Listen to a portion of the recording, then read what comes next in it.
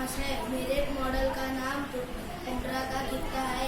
ये खित्ता तकरीबन 65 दर्जे से 90 दर्जे शुमाली अर्जुन बलद के दरमियान वाक़ है।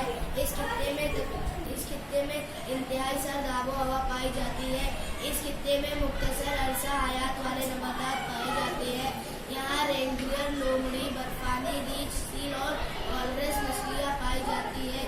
इस खित्ते में आबादी इंतहाई में कम गुंजान है। मेरा नाम इकरामा खान है। मैं हफ्ते का तालिबे इल्म हूँ। मेरे मॉडल का नाम है रेगिस्तानी खित्ते। ये खित्ते खत्े सोआ से तकरीबन 20 से 30 शुमाली और जनूबी अर्जुन बलद के दरमियान आती है। इस खित्ते में दिन के वक्त बहुत ज़्यादा गर्मी और रात में खूब सर्दी पड़ती है। इस खित्ते में बारिश बहुत कम होती है। इस खित्ते में कम पत्तों वाले कांटेदार नबातात पाए जाते हैं। यहाँ का खास जानवर ऊँट है। इस खित्ते के ज़्यादातर लोग अपनी ज़रूरतें जानवरों से पूरी करते हैं। इस खित्ते में पाए जाने वाले सब सरसों सादाब इलाके को नफीस्तान कहते हैं।